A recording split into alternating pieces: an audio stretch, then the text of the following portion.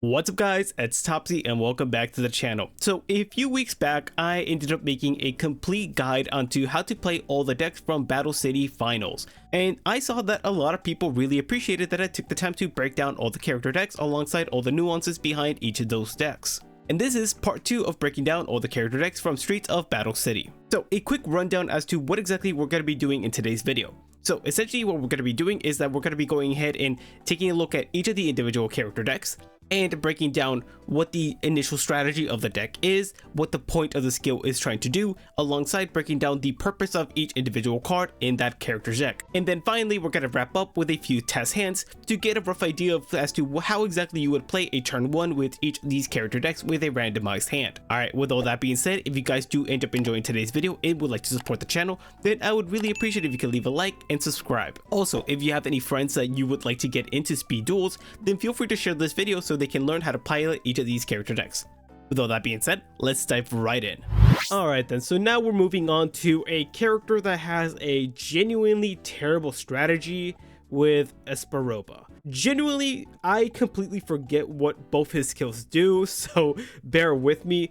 Espa Roba just canonically just has some of the worst strategies whenever Konami decides to introduce him, which is crazy because original Battle City was bad and Streets of Battle City is just as bad as well. Well, slightly better, but it's a terrible deck. So yeah, let's get into it. Honestly, I'm probably going to be surprised by what the skill does as well. So the primary skill for this deck is Intel from the Cosmos, and yeah, it is as terrible as I thought it was. Essentially, your opponent must reveal all cards they draw during their draw phase. And yeah, it's okay going turn 1 just because you guarantee that on your opponent's first draw, you get to know one card at least and you continuously keep getting that information. But for it being a main skill, this is really underwhelming, especially for this deck. As for the second skill, is it any better? Oh wow, this skill is also pretty terrible. Essentially allowing you to kind of cheat out a Jinzo, specifically from your hand or graveyard, keep in mind, so you have to see this card. And at that, it has a very convoluted way of doing so, where your opponent you have to contribute a face-up trap card your opponent has, so they have to control a face-up continuous trap card in order to activate this effect. So good luck using the skill. Genuinely, both skills are terrible and they're hardly ever going to come up. Probably the better skill will be the primary one just because you get some kind of advantage with hand information, but again, the deck is genuinely terrible. Alright, so let's actually talk about the construction of the strategy now. Alright then, so this little section right here is going to be the dedicated Jinzo engine stuff. And with that, we have original Jinzo, Jinzo Lord, and Jinzo Returner. Realistically speaking, the only good card here is original Jinzo, just because, as we all know, it was a very prevalent tribute monster throughout the format and its history. But once we move on from that, we have Jinzo Lord, which is an okay card, don't get me wrong, but my main issue with this is the fact that it never ended up getting a customized skill like they did in Duelist of Shadows with Night Shroud and Camilla, where they had modified skills that allowed the summon of cards like their Red Ice Darkness Dragon and or Vampire Genesis a lot easier to summon. So that is the big issue with this, because you have no easy way of summoning this card, which the deck would have benefited from. And finally, we have the Jinzo Returner, which is cool. But again, in order to make this card work, you need to have an established Jinzo already in the graveyard. You do have ways of doing that, but it only summons that Jinzo for one turn, so it's just not a worthwhile card. Once we move on to the other cards for this deck with Cyber Energy Shock, this is genuinely a pretty good card. The reason for that is because this card upon activation is just able to pop anything, and you get an extra benefit if the thing you pop is a trap card. But the thing is, the deck struggles a lot to summon out Jinzo, but nevertheless, if you open Jinzo with this card, you're sitting pretty. Another card that is interesting and kind of supposed to work with the main skill is Cosmic Channeling. Realistically, the main issue with this skill is the fact that in order to use the proper effect, you need to control like Jinzo in order to pretty much benefit from this, because like your skill is going to allow you to always know what your opponent draws, and this essentially guarantees that your opponent is never going to have any hand advantage and you're gaining their advantage, which is great in concept, but because Jinzo is so difficult to summon, it kind of falls flat. Also, it has a very convoluted effect where you're able to special summon Jinzo if your opponent controls a monster that you originally controlled, and the main way you're supposed to be doing this is with fucking creature swap, which is ridiculous. Finally, we have Amplifier, which allows you to activate your trap cards, and Psychic Shockwave, which, again, it's a super convoluted way of special summoning Jinzo from the deck. Probably the easiest way to summon Jinzo, but nevertheless, it is super reliant on your opponent. After that, we have some cards that are supposed to help the strategy. With Mind Crush, with this card, you essentially guarantee you get full hand knowledge and you get to discard a card from your opponent's hand. And Foolish Burial is supposed to establish the Jinzo in the graveyard with the Jinzo Returner. So that's the main purpose of these two cards. After that, we kind of just have like some random good stuff. Reflect Boundary is supposed to help you out opponent's monsters. Destructotron is supposed to pop back row. Frankenderp is supposed to... It's supposed to give you some sort of hand advantage to see some of your better cards, but it's just not worth playing, to be honest. Mega Saber is actually genuinely a good card, but in order to facilitate the special summon, you need to have such a bad situation going on, and at that, it might not be enough. Spell Counselor is just the opposite of Jinzo, but for spell cards. Cyber Raider is just a dogshit card, and Gogoyo, I can't justify this card, it's just bad. We then have Gift of Martyr, which I do not understand why it's in here, but because you are just struggling to have any presence on your board. We have Cosmic Cyclone, which is genuinely a godsend to this deck, but again, you aren't able to take full advantage of this card because your board presence is going to be very lackluster. Again, Creature Swap is a good card in this deck, non-ironically, because you have so many bad cards you can give your opponent, and you can benefit from taking some of the better cards. And finally, Drain Shield, because you are going to be getting your ass handed to you. Again, I have nothing really good to say about Roba's deck, but with that being said, let's test it out. Okay, we're now on to Roba. And as I mentioned, Roba's deck is not good at all. It's genuinely very laughable, and the skill matters very little. Okay, so let's say it's turn 1. What do you do here? Well, what you can do here is not much. What I would probably do is I would begin with the summon of Reflect Bounder. This card is pretty great just because it's one of the best cards in your deck, just because it's going to prevent your opponent from wanting to attack into it, just because it's going to out whatever card they had. And at that, it's going to burn your opponent for that much attack. So it is a really great card for that, to redirect. And then on the following turn, when you get to draw, okay, so on the following turn, Cosmo Challenge does nothing here because we don't have Jinzo. I guess what we could do on the following turn is normal summon out Destructotron and deal with the back row. But another cool thing is that because you did have the Gift of Martyr, you can activate it to go ahead and tribute off the Destructotron to gain life points back to pretty much recoup what you paid to get rid of the back row, because it's going to get destroyed regardless. But yeah, as I said, not a great deck. We'll do one more hand, but it's genuinely really sad. Okay, this isn't a very unrealistic hand. Reflect Bounder in 2 hands. We're gonna redo this. Okay. So this is a more realistic hand, I'm not gonna lie. I guess turn 1, all I could really do is set Gogoyle and set Cosmic Cyclone and hope your opponent overextends so you can have the Fiend Mega Saber like established. But yeah, this is a really pitiful hand. Even if you draw, yeah, you're not getting much out of that. But yeah, we'll do one more just because, as I said, this deck is just not very good, and that would have been really great actually. I'm not gonna lie guys, this is kind of terrible.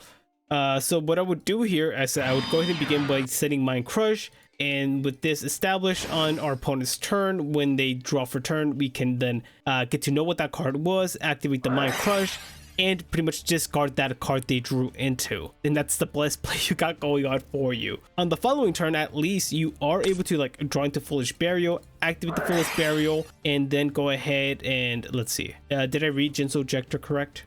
Never mind, this card is actually terrible too. There isn't a good target here. Never mind guys, this deck is cooked actually. Very bad deck. I guess we just send the Cyber Raider here to the graveyard so we don't draw into it. Yeah, this deck is pretty unplayable, and good luck if you ever have to draft this deck. There really isn't much to say here. Both skills are not great, and yeah. On to the next character. Alright then, so now that we're done with one of the worst decks to come out of that box, we're on to the arguably second worst deck to come out of this set. And the main reason I say that is just because, like, don't get me wrong, Rare Hunter has a decent collection of monsters, but the deck isn't really trying to accomplish anything. It's just kind of like a loose cannon. So talking about this is going to be kind of loose, I guess. So he has 2 different skills, and realistically neither one of them aids you as to what exactly the deck is trying to accomplish. Stocked by the Rare Hunter pretty much tries to give you some advantage by stealing an opponent's monster, but the thing is, not only does this need a discard in order to activate, it also activates during the end phase, and at that, the monster you're taking from your opponent has to be set in face down defense position, so you aren't able to benefit that much. You don't get the choice to special summon either an attack or defense. So honestly, it's just a really underwhelming skill. But the second skill is not much better. It's essentially a glorified search your deck for anything, because not only does it have an activation requirement where your opponent has to control a monster, but you have to discard 2 separate cards, and of that being monster, spell, or trap card, and of the 1 card you did not discard, you get to search your deck for any card of that typing. So if you discard a monster and a spell, you get to search a trap. That's how exactly it works. Realistically, either skill works in this deck. It's just they both take a lot of advantage, and honestly, I feel like I probably go with the original skill just for the very fact you can get at least a body on your field and you can kind of start steamrolling your opponent, kinda, but that's just my thoughts. All right, now speaking about the deck and the monsters in it. As I mentioned, the monster lineup is really weird just because there isn't any cohesion. So we'll see that we have Red Ice Black Dragon just because of the anime. And don't get me wrong, I'm happy that they gave us the original artwork, but this card is borderline useless in this deck. We then have Dark Red Enchanter, which would have been better in Yugi's spell counter deck. You can build the deck around this card just because you have a lot of decent spell cards, but again, the stat line of this card is really rough and again, would have benefited greatly in Yugi's deck. And finally, we have Parshaft, which is just a genuinely good monster, and you're probably going to be building your deck around this card most often than not. After that, we just have some very misfit monsters in this deck with like cards like Gear Golem, which is just a huge defensive monster that allows you to tribute summon, Bolted Kong, which kind of allows you to mill out your opponent, and it has a decent stat line, so that's kind of cool. Twin Barrel Dragon is just like board removal, which is cool. Hannibal Necromancer, this card is not great, and it's only here because of the anime. And we have the last 3 monsters, which are pretty good. Moth, Mask of Darkness, and Sphere Karibo. All 3 of these cards are genuinely great, just because your spell and trap card lineup is genuinely like really good, and Sphere Karibo is just an incredible monster. And if you've been watching my SpeedDuel progression series, you know how oppressive it is and how done me and Bear are with this card. So moving on to the spells now. Ledger of a Ledgerman, it's just like a generic card allowing you to have some level of advantage, but it's so delayed that it's probably never going to be coming up. Allure, hand consistency. Twister, back removal, I guess. And Night Beam, genuinely good back removal. Nobleman, again, monster removal, and some of the best in the game. Moving on to the trap cards, we have Pineapple Blast, which is it's a good card when you're losing. This is the best way of describing it. Metamorph, allowing you to out your opponent's monsters. Mijizure, allowing you to out your opponent's monsters. The Forceful Checkpoint, allowing you to protect your monsters. And finally, Floodgate Trap Hole, same idea, allowing you to protect your monsters. As I mentioned, there isn't a lot to go in depth with this deck just because there isn't any real direction with it. But with that being said, let's go ahead and test it out. Okay, so now we're on to Rare Hunter. Let's go ahead and put this back, and let's go ahead and establish our main skill. So as I've mentioned multiple times now, this deck doesn't really have a crazy amount of stuff going on for it, so let's see what we can do. So on turn 1, what we can do is that if you're feeling brave, you can go ahead and activate the Allure Darkness. Good to draw 2 cards. And yeah, this is what I was afraid of, not drawing into another monster. So here you have to make a big decision on whether or not you want to keep the Sphere Karibo or you want to keep the Dark Enchanter. As I mentioned, Dark Enchanter is a good card, but in this deck isn't the best monster you want to tribute summon, so I would probably banish that. And from there, I can go ahead and pretty much just pass turn with a set copy of Pineapple Blast, just because I can ensure that on my turn, if our opponent attacks, we can go ahead and save ourselves any damage with Sphere Karibo, or we can just take the damage depending on if it's manageable or not. But on the following turn, depending on how many monster opponents may have, the Pineapple Blast is going to level the field. So let's go ahead and draw for turn. And yeah, that's not a great draw. Okay, let's go try another hand. Okay, wow, this hand is pretty awful, I'm not gonna lie. So let's go ahead and put this at the top of the deck, and turn 1, all I'm doing is I'm just setting Floodgate. I don't really want to set a copy of Moth just because she won't do anything, and if we set it prematurely, we can go ahead and just not benefit whatsoever from sending her. Or if you really wanted to, you could go ahead and set her and also set a copy of Twister. if you have a read that you're going to be able to activate it, and if they attack into Moth, you can recoup it. But as we know, on the following turn, we're going to be drawing into Red Eyes, and that's a terrible draw. Let's do one more hand. Honestly, if I'm being honest with you guys, this deck doesn't really want to go first just because you can't really establish much. It's more of a go second deck just because you want to go ahead and like utilize the extra draw. So turn one here, I would probably begin with this summon of Hannibal Necromancer. And if you really wanted to, you could go ahead and normal summon it to give it a spell counter. But the effect is rarely going to come up to pop a back row, a face-up trap card, my bad. Your opponent has, but it's up to you. So I would go ahead and begin by setting it, and alongside that we will go ahead and set these two cards as well. And essentially here it gives us a fairly defensive monster on our field. Even if an opponent is able to out the Hannibal Necromancer, we're at least able to activate Michizure to go ahead and out their monster as well. But if not, we can also activate Metal Morph to boost up the Hannibal Necromancer to survive that attack. So completely up to you. And the cool thing about that as well is that depending on the trap card you activated, you do have the Mask of Darkness to recoup it from the graveyard if it gets destroyed. And with the Sphere Karibo, you kind of are chilling. But yeah, as I mentioned, the deck doesn't have any linear plays. You're kind of just trying to use your good stuff and try to make the most of it throughout the duel until you can establish a fairly decent tribute monster. Okay then, so now we're on to one of my personal favorite decks to come out of Streets of Battle City, that being Arkana's deck.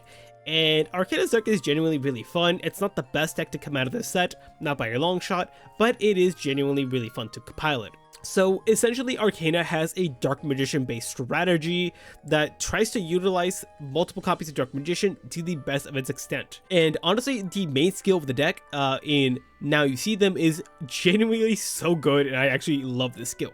Essentially what this skill does is that if you have 2 or more Dark Magicians in your hand, you're able to reveal any amount of them and put them back at the bottom of the deck. And if you do, based on the number of Dark Magicians you place at the bottom of the deck, you get to draw a certain amount of cards. If you place 1, you draw 1. If you place 2, you draw 3. And if you place all 3 of your Dark Magicians, you get to draw 5 cards, which is absolutely insane. And you can get so much advantage of this, and you genuinely do not mind your Dark Magicians being at the bottom of the deck because the deck has so many different ways of reviving this card from there. As for the other skill, this skill is interesting just for the very fact that it could have been way better if the effect to send a destroy card on their field and or hand was your personal choice instead of your opponent. I don't mind it too much just because getting rid of a card in your opponent's hand and or field is still very good, and the activation condition isn't the craziest thing ever, but nevertheless, if you're playing this deck, you're probably going to be going with the main skill. So that's my best advice with that.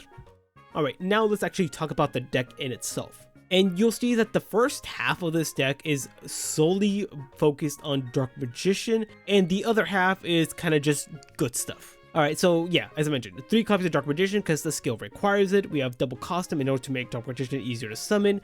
We have Legion of Fiend Jester, which allows you to search out the Dark Magician, and it also does allow you to perform another tribute summon, but that effect is not really going to be coming up just because you need such a specific board to do that. So the main thing it's going to be doing is searching out Dark Magician. After that, we have the dedicated Dark Magician cards with Thousand Knives to pop a monster, Dark Magic Current to special summon Dark Magician from the deck, and Dark Magic Attack to deal with all your opponent's back row. Then we have the more generic stuff for Dark Magician with Summoner Arts to search it out, Birthright to special summon it from the graveyard, and Dark Renewal, which allows you to summon it from the deck and or graveyard as well by attributing your Dark Spellcaster monsters and a card your opponent controls, which this card is incredible. And it's so good whenever you're able to activate it with something like, I guess, like Legion Fiend Jester or anything else, because you get a search, you get to pop an immortal, you get to get rid of an opponent's monster and summon out a Dark Magician. It's just so much advantage out of that. Then after that, actually, let's go and talk about this real quick. We also do have another small engine in the Masai engine, but one thing I will clarify with you guys is that this card is not good. It is genuinely not a good card, and one important thing you should know is that if this card is face up on the field and you activate one of these 2, you're gonna be blocking out the other one, because upon activation, Talisman of Spell Sealing negates all spell cards, and Talisman of Trap Ceiling negates all trap cards. Therefore, they cancel each other out and you won't be able to activate them anymore. It's one or the other. And at that, you have to control this really bad monster in order to do so. So genuinely speaking, if you're able to just not play these cards, I would say don't bother. These cards are genuinely just that bad. All right, now for the actual good cards in the deck. Honestly, for the most part, these cards are kind of just big monsters in the deck with Chao Len, Chao Sai, Anarchist Monk, and Meiko, and of course Kaiku. They all have their own utility in the strategy, but for the most part you're going to be primarily using them just for their large stats. Chao Len pretty much allows you to, I guess, like prevent your opponent from activating a set card if you can call it correctly. Chao Sai, it has a really niche spell and trap card negation that negates the activations from the graveyard, which for the most part it only like prevents cards like Lost Wind, the Paleos, which is like again super obscure. Anarchist Monk is genuinely like a good card, but the effect to get rid of an opponent's monster only works if it gets rid of by your opponent's card effect, so it's hardly ever going to be coming out unless your opponent refuses to read. Meiko has a way to deal with back row, but at that it has to get rid of a continuous back row. So it's super situational. And finally, Kaiku. This card is incredible, and it was incredible in GOAT format just for the very fact that players can't negate banish cards in the graveyard, and whenever it attacks, it is able to banish 2 cards in your opponent's graveyard. So phenomenal card, it gets rid of your opponent's graveyard completely. And finally, anti-magic arrows. It's supposed to be a way of like pseudo dealing with your opponent's back row just for the very fact that once you enter your battle phase, your opponent's just not able to activate it at all. So this card can be very useful for that. As a whole, as I mentioned, this deck is pretty great. The Dark Magician engine isn't super complex. The rest of the deck is fairly self-explanatory and there isn't much depth to it. All right, with that being said, let's go ahead and do a few test hands. Alright then, so here we have a standard hand for the Arkana deck, and let's go ahead and put our skill here. Okay, not bad. Let's go ahead and put this at the top of the deck, and we do have 2 Dark Magicians here. So, if you wanted to, you could go ahead and activate the skill right now. We would then go ahead and reveal to our opponent that we have 2 copies of Dark Magician in our hand. And because of that, we can then go ahead and put both of them at the bottom of the deck if we wanted to, and then we get to draw 2 cards. Unfortunately, it's 2 not good cards, but at least we do have a summon this turn with the Meiko. And yeah, that's roughly what you would do in this scenario. Let's go ahead and try another hand. Interesting. Okay, so let's go put this at the top of the deck. And what I would do here is I would go ahead and begin my turn by setting a copy of Legion the Fiend Jester. Doing this pretty much ensures that if our opponent destroys it on the following turn, it would go to the graveyard. We would then go to search out our copy of Dark Magician to our hand. There we go. And then on the following turn, we get to draw. And unfortunately, it's a double cost on. That could be interesting. But instead, what I would do is I would activate the skill once again and go ahead and send these 2 at the bottom of the deck to go ahead and draw 2 cards. Because typically you don't want to go ahead and tribute summon the Dark Magician if you're able to avoid it. And yeah, kind of funny that we draw into these 2 cards. Because the reason I say this is because we do have Kaiku in our hand, which is a great summon. And this card is able to take over duels quite effectively, especially with anti-magic arrows here to protect him from the any trap cards your opponent may have during the battle phase. But yeah, that's roughly the idea with this deck. Let's go ahead and do one more hand. Okay, so this is an interesting hand here. So we'll put this at the top of the deck. So in this scenario right here, this is a very Dark Magician oriented hand. So what you could do here is that you would activate the effect of Dark Magic Curtain. You would pay half your life points to then go ahead and special summon a Dark Magician. And the cool thing about that is because we have a Dark Magician established, we can activate Thousand Knives on our following turn, and we have a copy of Birthright to go ahead and prevent our Dark Magician from being completely outed, because if they destroy it, we can bring it back the next turn with this card right here. And yeah, I mean, this is probably a optimal hand for this deck. I'm not gonna lie to you guys, because we have a Kaiku follow-up the next turn. Not bad whatsoever. But yeah, that's Arkana. I really like this deck, and you guys should try it out as well. Alright then, so now we're on to the last character of this box with Strings, and genuinely his deck is probably the most convoluted one to come out of this set. just for the very fact that there's a lot going on, and the skills in this for this deck are very, very important. So covering both of them is gonna be prudent for us to do. All right, with that being said, let's go ahead and talk about the main one first. So that being Slimy Slimes, and this skill does quite a bit for the deck. So first things first, it goes ahead and utilizes both the Jam Breeding Machine and Revival Jam to its maximum, allowing you to use these two cards right here as back removal, which is fantastic, and pretty much allowing you to draw 3 cards if you revive Revival Jam via its own effect. So this is going to pretty much ensure that you're able to draw into the cards you need more consistently and give you hand advantage for the summon of Slifer the Sky Dragon. But summoning it out is still going to be a challenge. Alright then, as for the second skill, Slimy Disposition, this skill is pretty fun as well, and focuses in on the other aspects of the deck, but still ties it into Slifer. So essentially what this skill does is that it allows you to facilitate the fusion summon of Humanoid Worm Drake without polymerization by having the skill be the fusion conduit. But the other great thing about it is the fact that it's able to use one of the materials from the deck when you perform the fusion summon and control one of these 2 cards, which is pretty fantastic. Not only that, but it also allows you to facilitate getting a body on field every turn while you control the fusion monster, which allows you to facilitate the fusion summon, the tribute summon of Slifer the Sky Dragon a lot easier, which is all fantastic. But yeah, as I said, both skills are pretty great, and genuinely you can't go wrong using either one of them. Alright, now to actually break down the deck and what the strategy is trying to do. Obviously enough, as I've been alluding to, the main goal of the deck is summoning out Slifer the Sky Dragon and kind of just winning via that. That's why we have this as the boss monster of the deck. And continuing on, we have another card that's supposed to allow you to do that as well, with Reactor Slime, pretty much allowing you to get multiple tokens on the field to facilitate the tribute summon of Slifer the Sky Dragon. Only issue is the fact that those tokens are very volatile on the field, and the deck doesn't have many ways of protecting them while they're face up on the field. After that, we have the Revival Jams that we already talked about them. They do allow you to draw multiple cards if you use their effect with the main skill. And again, Jam Breeding Machine allows you to pop your opponent's back row with the skill. But the main thing this card does is it gives you a token every turn, and those tokens are really underwhelming. But there are cards in the deck already that try to make use of them. Jam Defender, it's supposed to force your opponent to deal with Revival Jam in order to force you to use the effect of it as well. Not a great card, but I mean, it's something, I guess. And of course, we have the 3 monster cards necessary for the fusion summon of Humanoid Worm Drake. As we continue on, we have some token related cards with Token Stampede and Token Sunday. Token Sunday is genuinely a great card, especially if you're able to go second and use, like, start off with the Reactor Slime. Getting 2 tokens on the field, activating Token Sunday, popping 2 cards to your opponent's side of the field is very, very strong. But also, Token Stampede allows you to have some pretty beefy tokens on the field because it boosts them all by 1,000 attack points. So with the effect of Reactor Slime and or Jam Breeding Machine, those tokens are going to be at a 1500 attack stat line, which isn't the worst, but it isn't the best either, so something important to keep in mind.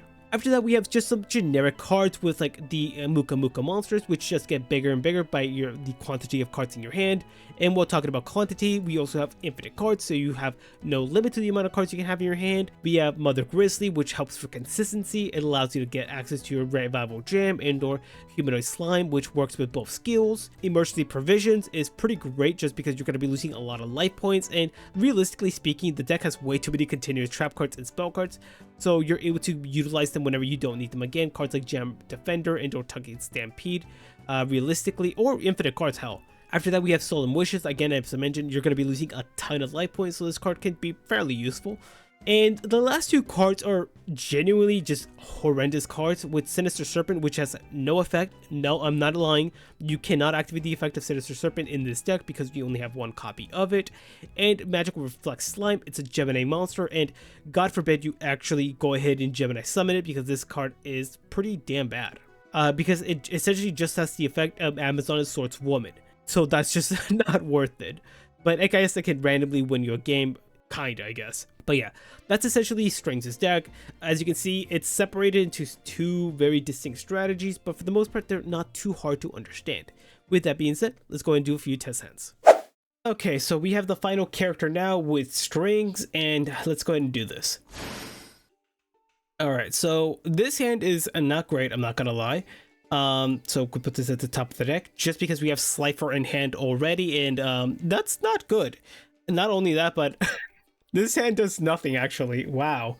You know what? We're gonna go ahead and cheat a little bit and put this back at the to the extra deck. And let's say we were playing Slimy Disposition instead, because the deck needs the help.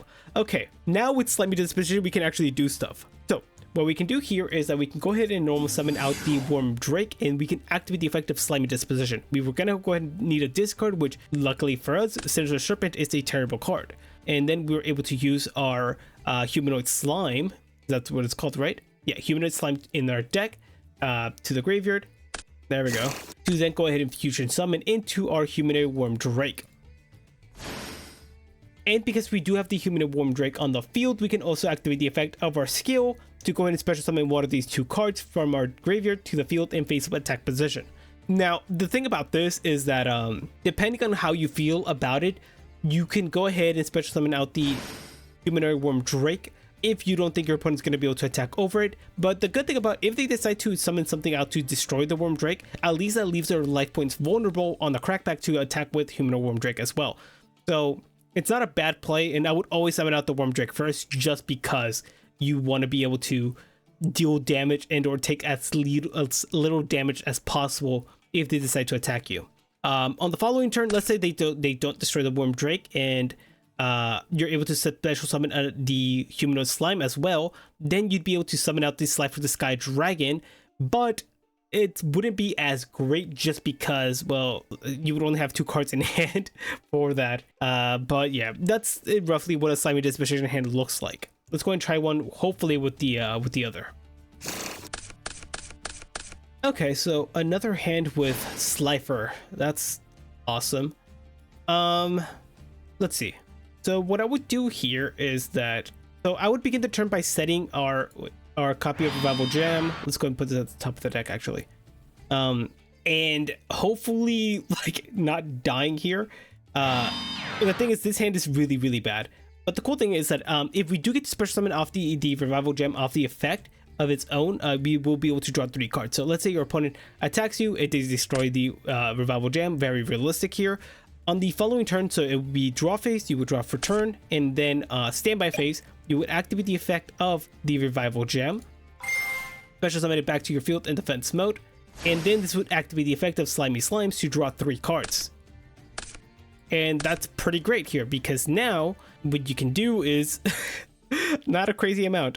I mean, I jest a little bit, but you could do is you could activate your Jam Breeding Machine, pop an opponent's back row, send that to the grave now. You can go ahead and have a face-up Jam Defender and do not much with it because you have Revival Jam. You can have double Revival Jam on the field now to pretty much ensure that your opponent attacks into the defense position 1 and to be able to draw 3 more cards on the following turn. But yeah. Slimy Slimes is cool, but the deck just has so many bad cards, and that's roughly how the deck would play. Alright guys, and with that, this concludes today's video. If you guys did end up enjoying today's video and would like to support the channel, then I would really appreciate it if you could leave a like and subscribe. Also, as I mentioned earlier in this video, I did make a complete guide to Battle City Finals, so if you'd like to check that out, then there'll be a link in the description below. And yeah, with that being said, thank you so much for the support, and I'll catch you on the next one. Bye.